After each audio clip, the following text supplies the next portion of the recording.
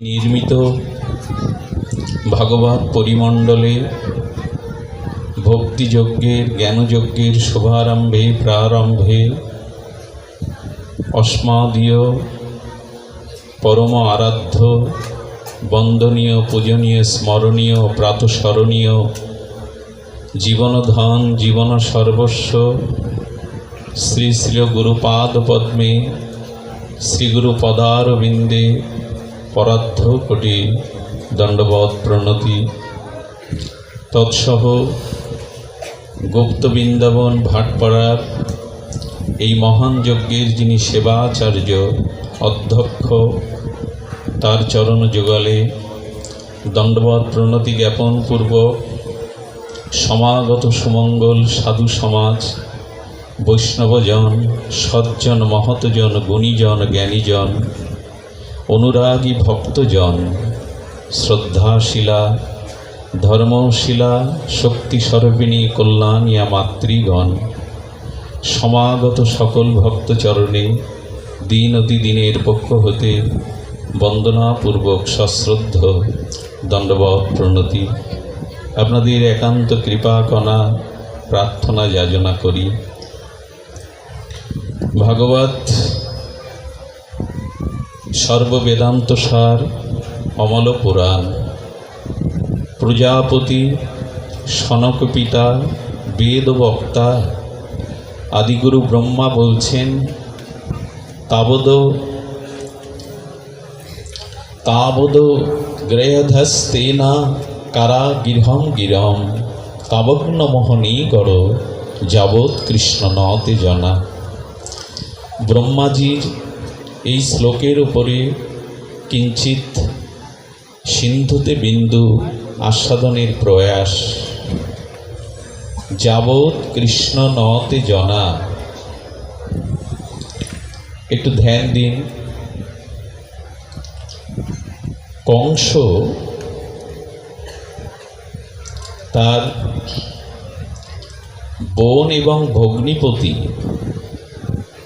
কাকাতো বোন দেবকী এবং বসুদেবকে বিবাহ উত্তর পর্বে যখন বিদায় লগ্ন,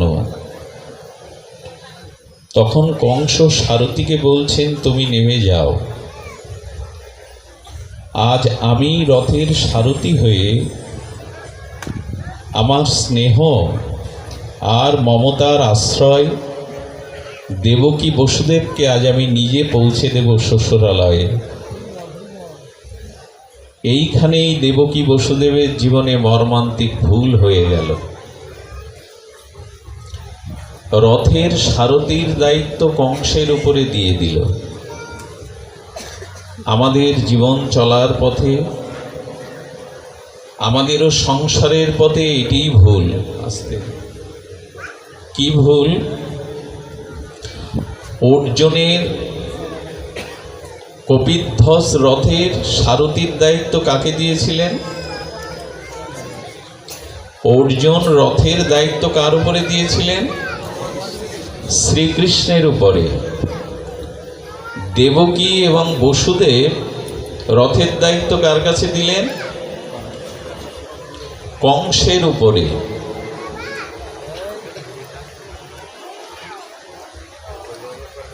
তো জীবনের ভুল কেন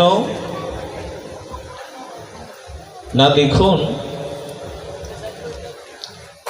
শ্রী বিজয় বিভব অর্জুন জীবন রথ এবং এই কুরুক্ষেত্রময় সংসারের রথের দায়িত্ব ভগবান শ্রীকৃষ্ণে অর্পণ করেছিলেন। এই জন্য ভূতি শ্রী বিজয়, গীতা বলছেন অর্জুনের জীবনে জয় এসেছিল, বিজয় এসেছিল, বৈভব এসেছিল, প্রাপ্তি এসেছিল, কিন্তু দেবকী বসুদেবের রথের ভার কংস নিয়ে নিল এবং তার পরিণতি অল্প কিছুক্ষণ পর জগৎ দেখল যে দৈববাণীর দ্বারা কংস অস্ত্র হাতে দেবকীকেই হত্যা করতে উদ্যত হলো। একটু ধ্যান দিন। জীবন চলার পথে, সংসার পথে এই দেহরথের ভার ভগবানের উপরে দিয়ে দাও, তাহলে বিজয় আসবে, বিভূতি আসবে, কল্যাণ আসবে।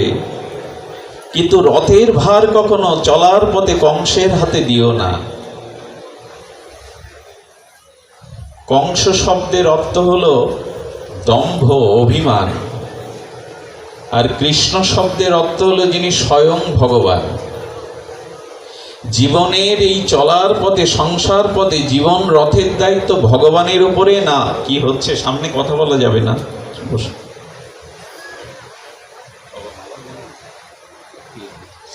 কংস মানে দম্ভ, অভিমান। জীবন রথের ভার। নিতাই গৌতমানন্দ একবার হরি হরি বল।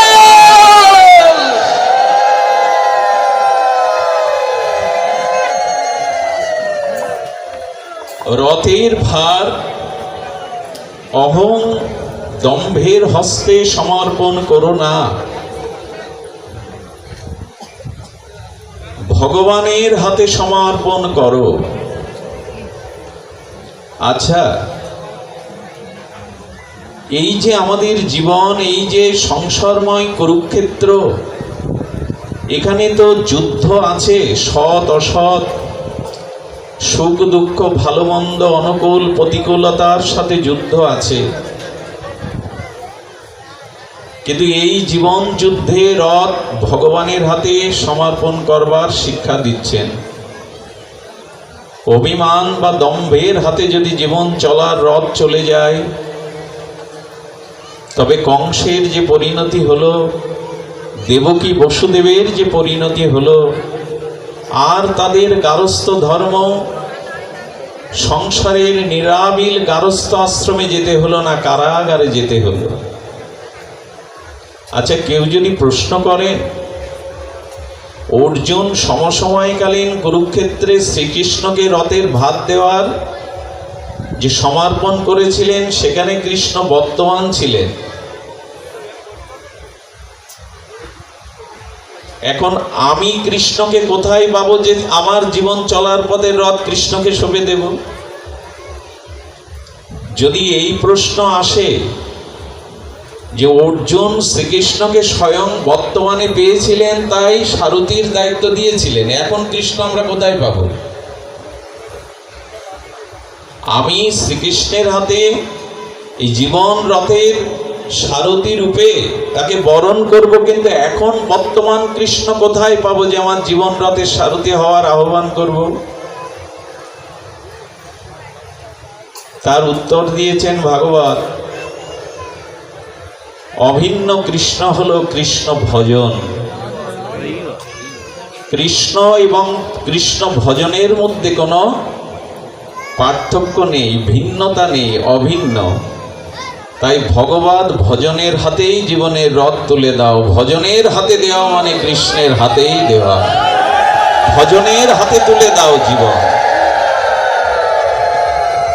শ্রীকৃষ্ণকে অর্জুন পেয়েছিল, আমি আপনি এখন পাবো না, কিন্তু ভজন পাবো। হরি নাম, হরি কথা রূপ, ভগবত ভজন রূপ কৃষ্ণের হাতে রথ তুলে দেব।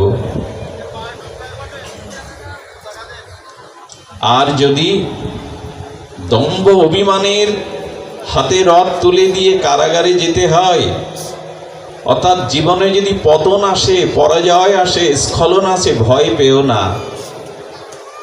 মা ভয় পেও না।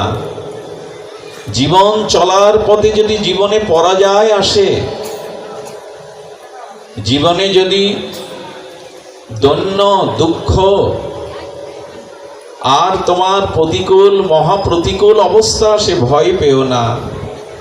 বসুদেব দেবকীর দিকে তাকাও, হস্তপদ শৃঙ্খলিত, কারাগারে রুদ্ধ, তবু বসুদেব দেবকী জগৎকে জানাচ্ছেন আমরা কারাগারে বন্দী হতে পারি, অন্ধকার প্রকোষ্ঠে হস্তপদ শৃঙ্খলিত হতে পারি, কংস আমাদের দেহটাকে হাত পাকে বেড়ি দিয়ে বাঁধতে পারে, আমাদের মন তো বাঁধতে পারিনি।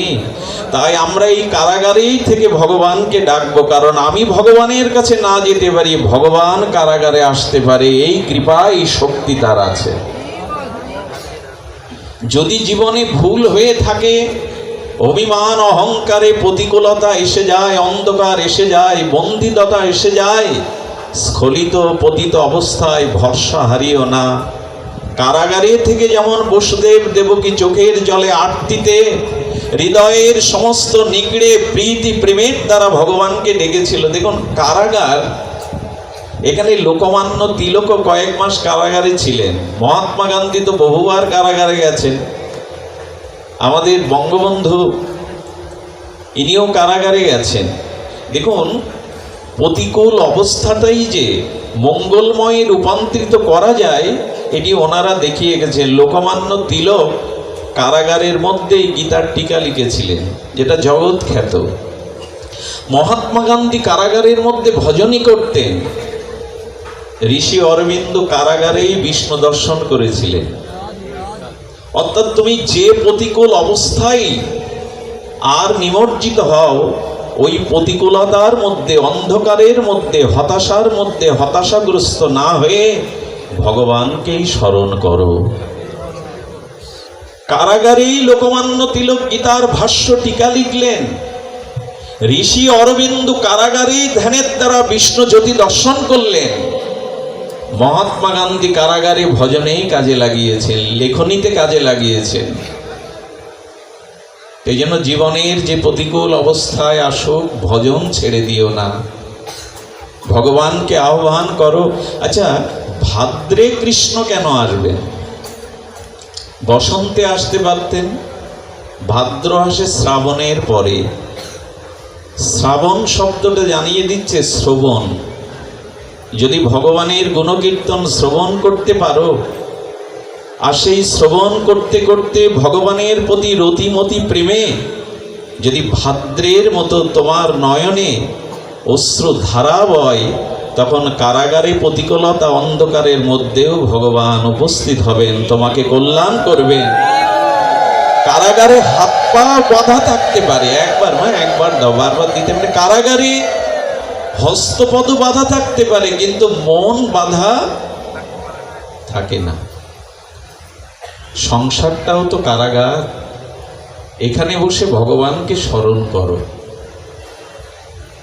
আচ্ছা, ভগবান যেদিন আবির্ভূত হলেন, সেদিন একটা দৃশ্যপট ভাগবত আমাদের দৃশ্যপটকে জানালেন, বোঝালেন, দার্শনিক বিচার, শাস্ত্রের তত্ত্ব বিচার জানালেন। একটু ধ্যান দিয়ে শুনতে হবে কথাটি। ভগবান অবতীর্ণ হওয়ার পরে কি হলো? অন্ধকার কারারুদ্ধ তিমির অন্ধকার, নিবিড় অন্ধকার আলোয় উজ্জ্বলকৃত হয়ে গেল। গেল কিনা? আচ্ছা, সঙ্গে সঙ্গে হাত পার শৃঙ্খল বেড়িগুলো খসে পড়লো আপনি থেকে, পড়লো কিনা?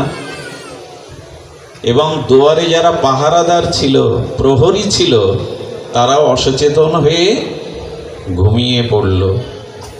আর যে বন্ধ দরজা, রুদ্ধ দরজা, সেটাও উন্মুক্ত হয়ে গেল। কি সংকেত এলো?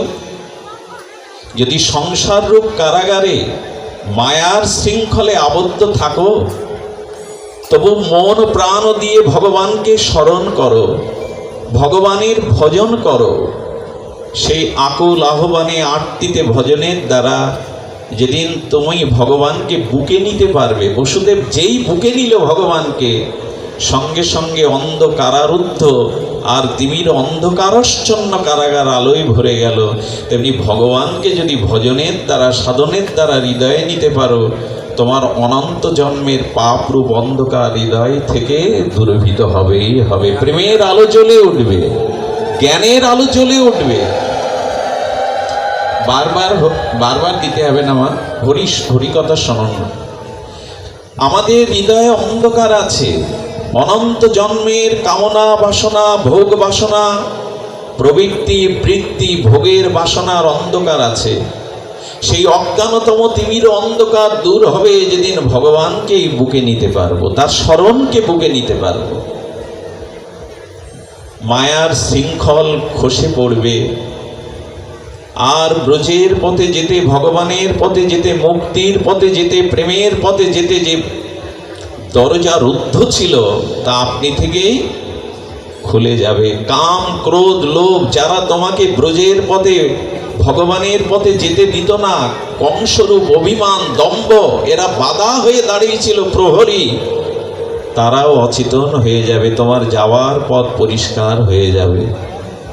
ভগবানকে বুকে নাও, ভগবানকে কোলে তুলে নাও, তাহলে সংসার কারাগারের মধ্যেও জ্ঞানের আলো পাবে, মুক্তির দরজা খুলে যাবে। আর যারা অন্তরায় বাধা হয়েছিল কামক্রোধ লোভ, তারাও চেতনা হারিয়ে ফেলবে। তোমার যাওয়ার পথে বাধা থাকবে না, বাধা থাকবে না। কিন্তু যদি কৃষ্ণকে ফেলে মায়াকে কোলে নাও, যদি ভগবানকে স্মৃতি থেকে, বুক থেকে, অনুভূতি থেকে নামিয়ে মোহ মায়াকে কোলে নাও, মায়া আবার কারাগারে পূর্বে। ওই যে যোগমায়াকে কোলে নিয়ে যখন বসুদেব ফিরলেন, আবার পূর্বের অবস্থা, হাতে শৃঙ্খল উঠল, প্রহরী জেগে উঠল, সেই কারাগারের দুয়ার আবার রুদ্ধ হয়ে গেল। সংকেত কি দিল আমাদের? ভগবানকে বুক থেকে নামিয়ে মায়াকে বুকে নিও না, তাহলে আবার কারাগারে, আবার হাতে মায়ার বেরিয়ে উঠবে, আবার কাম ক্রোধ লোভ পাহারা দেবে, তোমাকে যেতে দেবে না। এই জন্য ব্রহ্মাজির এই শ্লোকটি আজ আমরা আলোচনায় এনেছি। বড় দার্শনিক বিচার করেছেন এখানে ব্রহ্মা, অদ্ভুত। আপনাদের হয়তো স্মৃতিতে নির্মল আনন্দ দান করবে, আত্মানন্দ। আপনাদের আত্মার যে নির্মল আনন্দ তা প্রাপ্তি আছে এই শ্লোকের মধ্যে। আসুন আমরা একটু শ্রবণ করি মন দিয়ে। ব্রহ্মাজি বললেন, তাবদ গ্রৈধাস্তেনা কারাগৃহং গিরম তাবগ্ন মোহনী গড় যাবৎ কৃষ্ণ নতে জনা। এই শ্লোকের ব্যাখ্যায় বলছেন যে দেখো, সন্ন্যাসীর, সন্ন্যাস আশ্রমে যে সন্ন্যাসীর জীবন, আর যারা পুত্র পরিজন, সজ্জন কুটুম্ব, বিষয় আদি নিয়ে গারস্থ আশ্রমে আছে, যদি ভজনশীল হয়, তাহলে ভজনশীল গৃহীর মধ্যে ভজনশীল সন্ন্যাসীর কোনো পার্থক্যই নাই। এখানে আমরা যারা আছি প্রায়শ সংসারী মানুষ, স্ত্রী পুত্র বিষয় আশায়, রোগ শোক জ্বালা যন্ত্রণায়, সংসার গারস্থ আশ্রমে, আমরা সব আশ্রমী। কিন্তু যারা এসব ত্যাগ করে জ্যোতি ধর্ম নিয়েছেন, ত্যাগ বৈরাগ্য সত্য ব্রহ্মচর্যের দ্বারা জ্যোতি বা সন্ন্যাসী ব্রহ্মচারী হয়েছেন, অনেক সময় মানুষের মনে হয় এরা মুক্ত, এরা নিত্য শুদ্ধ, এরাই ভগবানকে প্রাপ্তির অধিকারী, এরাই ভগবানকে প্রাপ্তির উত্তম অধিকারী। না, এমন ভাবা ঠিক নয়, এমন ভাবা ঠিক নয়। আদর্শ গৃহীর মধ্যে আদর্শ সন্ন্যাসীর কোনো পার্থক্য ভাগবত দেখেনি। খুব মূল্যবান একটি কথা। যারা মনে করে গৃহে থেকে ভজন হয় না, সংসারে থেকে গোবিন্দ ভজন হয় না, সংসার ছাড়তে হবে, ত্যাগ বৈরাগ্য সত্য ব্রহ্মচর্য নিতে হবে, গয়া কাশীতে বাস করতে হবে, না, এমন বলেনি ভাগবত। খুব ধ্যান দিয়ে শুনতে হবে। হরিকথা শ্রবণে শান্ত চাই, উৎকণ্ঠা চাই, তৃষ্ণা চাই, ব্যাকুলতা চাই। সেই ব্যাকুলতা কেমন জানেন? 4 দিন ধরে গঙ্গা তীরস্থ প্রয়োগবেশনে পরীক্ষিত মহারাজ, পরমহংস কুলতিলক, আজন্ম ব্রহ্মচারী ছিল সুখদেব গোস্বামীর মুখে 4 দিন এক আসনে বসে 24 ঘন্টা হরিকথা শুনছে। আচার্য পরমহংস কুলতিলক শ্রী গুরু সুখদেব গোস্বামী বললেন, হে রাজন, 4টি দিন আপনি জল তৃষ্ণার জন্য উঠে পানীয় শীতল জল পান করেননি, ক্ষুধায় কাতর হয়ে আপনি ফল আহারাদি গ্রহণ করেননি, এমনকি এই দেহের যে আবেশ, নিদ্রা এবং শৌচ আদি ক্রিয়া, মলমূত্র ত্যাগ এই 4 দিন আপনি করেননি, আপনি যান, আমি 1 ঘন্টা ভাগবত বিশ্রাম দিচ্ছি, এই 1 ঘন্টায় আপনি একটু পানীয় জল, একটু ফলমূল আর দেহের যে আবেশ মলমূত্র ত্যাগ করে সে আবার বসুন। পরীক্ষিত মহারাজ করজোর করলেন, সবিনয়ে নিবেদন করে বললেন, আপনি কৃষ্ণ কথারূপ ভগবানের লীলারূপ অমৃত ঝর্ণা বহমান রেখেছেন, ওই ঝর্ণার গোবিন্দ গুণগতার অমৃত লীলাকতার ঝর্ণার শীতল প্রেমভক্তি জল পান করে আমার তৃষ্ণা নেই গুরুদেব, আমার ক্ষুধা নেই। আপনি যে অমৃত ঝর্ণা হরিকথারূপ জল পান করাচ্ছেন, আমার তৃষ্ণা নেই। আর হরিকথার মন আবেশে আমি আমার দেহকেই ভুলে গেছি। সাপ যেমন খোলস ছেড়ে দেয়, তেমনি আমি আমার এই বাহ্যিক দেহের খোলস ছেড়ে দিয়েছি। একটি মুহূর্ত আমি ব্যয় করতে চাই না, একটি ক্ষণিক কাল আমি হরিকথা ছাড়া ব্যয় করতে চাই না গুরুদেব। হে মহাত্মা, হে পরমহংস কুলতিলক, যদি অভিশাপগ্রস্ত সর্প আমাকে এসে দংশন করে, কাল সর্প, মৃত্যু যন্ত্রণা যদি আমার সম্মুখে আসে, তবু আপনি কৃষ্ণ কথা বন্ধ করবেন না। কৃষ্ণ কথা প্রেম আমার কর্ণে যেন তখনও প্রবেশ করে। এ জাতীয় মন নিয়ে, ভাবনা নিয়ে যারা শ্রবণ করে, হরিকথা তাদেরই কৃপা করে, হরিকথা তাদেরই করুণা করে। এই জন্য এটা কোলাহল নয়, শান্ত, সমাহিত, ব্যাকুলিত, উৎকণ্ঠিত, গাঢ় তৃষ্ণা কর্ণ নিয়ে হরিকথা পরীক্ষিতের ন্যায় শ্রবণ করলে অবশ্যই গোবিন্দ পাদ পদ্ম প্রাপ্তি হবে। আহ্বান করছি মনোসংযোগের দ্বারা এই কথা শ্রবণের। গৃহী এবং সন্ন্যাসীর মধ্যে পার্থক্য এইটুকু, ভজনে কোনো পার্থক্য নাই, সাধনে কোনো পার্থক্য নাই, শুধু পার্থক্য এইটুকু, যারা ভগবদ ভজন করে না, যাদের চিত্ত ভগবানে সমর্পিত নয়, যাদের মন প্রাণ বাক্য কর্ম ভগবানে অর্পিত হয়নি, যারা ভজনহীন সাধনহীন, এই ব্যক্তি সন্ন্যাসী হোক বা গৃহী হোক, কোনো অবস্থানেই তিনি পরম মঙ্গলের অধিকারী নন। সন্ন্যাসীও যদি সন্ন্যাস বা জ্যোতি আশ্রমে ভজন না করেন, পদ প্রতিষ্ঠা যশ খ্যাতি নিয়ে ব্যস্ত থাকেন, তাহলে গৃহীর সাথে বিষয়ীর সাথে আর এই সন্ন্যাসীর কোনো পার্থক্য নেই। পার্থক্য অভিন্নতা একটি জায়গায়, যদি 2 জন ভজন করে। ভজন না করাটাই পার্থক্য। গৃহে থাকো বনে থাকো, সদা হরি বলে দেখো, হরিকে ভজন করো, না হলে কোনোটাই পূর্ণ হবে না। দেখুন, সংসারী জীবের সাথে সন্ন্যাসীর পার্থক্যের কারণ 2টি। কয়টা বললাম? 2টি। পার্থক্যটা তখনই, বিভেদটা তখনই, আকাশ পাতাল প্রভেদটা তখনই আসবে 2টি জিনিসে। কারণ গৃহীদের মধ্যে 2টি জিনিস আসা স্বাভাবিক, একটি হলো রাগ, একটি হলো দেশ। কি বললাম? এখানে রাগ মানে ক্রোধ না, এখানে রাগ মানে বিষয়বস্তুর প্রতি অনুরাগ, প্রীতি, আসক্তি। রাগ শব্দ এখানে ক্রোধ নয়, রাগ মানে আসক্তি, প্রীতি। আর দেশ মানে শত্রুতা, বৈরিতা। আবার বলি, দেশ মানে শত্রুতা, বৈরিতা, আর রাগ মানে আসক্তি, রাগ মানে প্রীতি। তো গৃহীর সাথে সন্ন্যাসীর পার্থক্যটা তখনই রচনা হয়, বিভেদটা তখনই এসে যায়, গৃহে থাকলে এই 2টো জিনিস আসবার সম্ভাবনা প্রায়শ বেশি থাকে। একটা হলো রাগ, একটি হলো দেশ। এই জন্য ব্রহ্মা বললেন, তাবদ গ্রাহ্যদাস তেনা। আহা, দেখুন, রাগ দেশটা একটু যদি ব্যাখ্যা করা যায়, আপনি বাংলাদেশে আছেন, কপিলমুনিতে বা কাশিমনগরে আছেন, আপনার বন্ধু দিল্লিতে থাকে। তো বন্ধু দিল্লিতে এখন অফিসে আছে না বাড়িতে আছে, রোডে আছে না তিনি কোনো কাজে আছেন? আচ্ছা, বন্ধু এখন কেমন হয়েছে?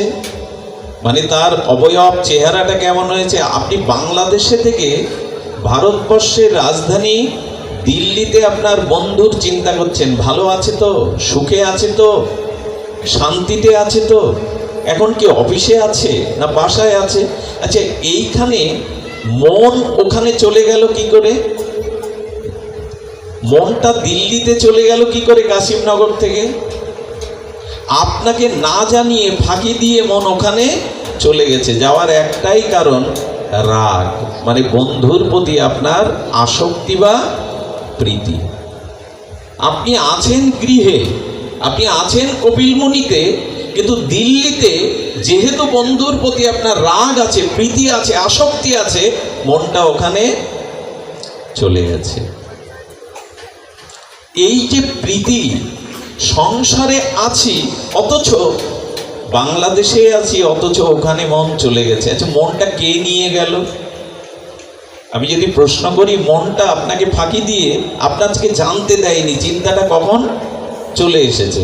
কে নিয়ে গেল? নিয়ে গেল হলো রাগ। মন চুরি করে বন্ধুর ভাবনায় ভাবিত হয়ে গেছে। কেন? তার প্রতি যে রাগ, মানে আসক্তি, অনুরাগ, ও মনটাকে চুরি করে ওর কাছে নিয়ে গেছে। আচ্ছা, আপনার যদি কেউ শত্রু থাকে, সে শত্রু যদি বিদেশেও চলে যায়, আপনার জীবনের তার যে শত্রুতার কঠোর আঘাত, আপনি অপমান পেয়েছিলেন, আপনি মনে মনে কি চান জানেন? ওর ধ্বংস আসুক। নিশ্চয়ই কোনো কঠিন রোগে, সংকটে, সমস্যায় ও ভুগছে। আমাকে জীবনে যতটা কাঁদিয়েছে, যতটা হাহাকার ওর জন্য হয়েছে, আর তারও জীবনে এই হাহাকার চলে আসুক।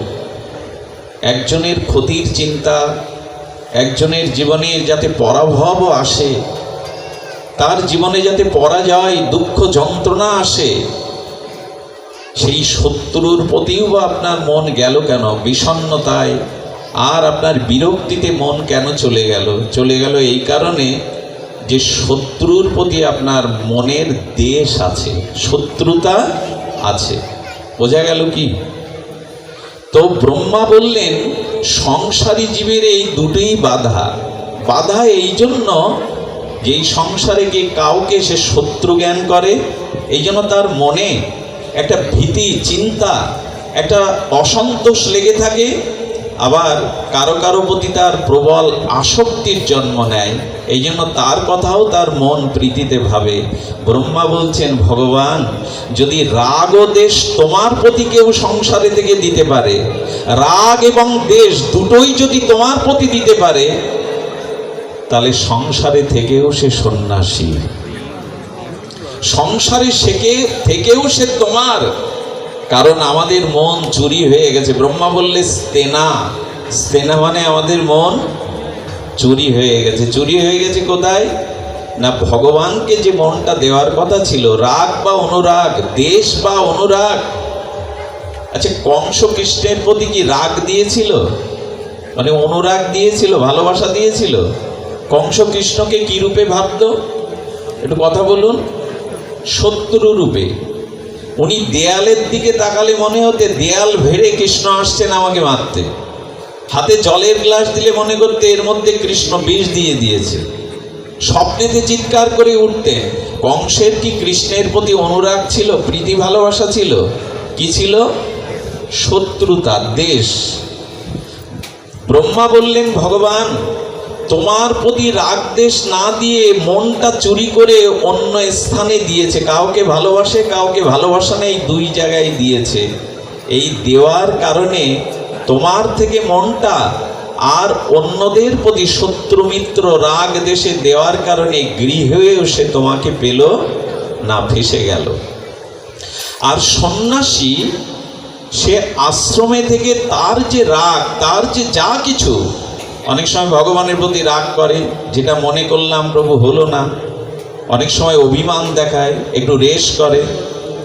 তো এই যে রাগ দেশ সন্ন্যাসীর ভগবানের প্রতি দিয়েছে, এটার মানে মন চুরি হয়ে যায়নি ভক্ত বা সন্ন্যাসীর, সে ভগবানকে দিয়েছে। আমাদের মন চুরি করে নিয়েছে রাগ দেশ বিভিন্ন ব্যক্তি বিভিন্ন সম্পর্কে ওটা দিয়ে দিয়েছি। ব্রহ্মা এই জন্য বললেন, তুমি জানো না তোমার মন চুরি হয়ে গেছে, এই রাগ দেশের কারণে তুমি জানো না তোমার মন চুরি হয়ে গেছে। এখন করণীয় কি?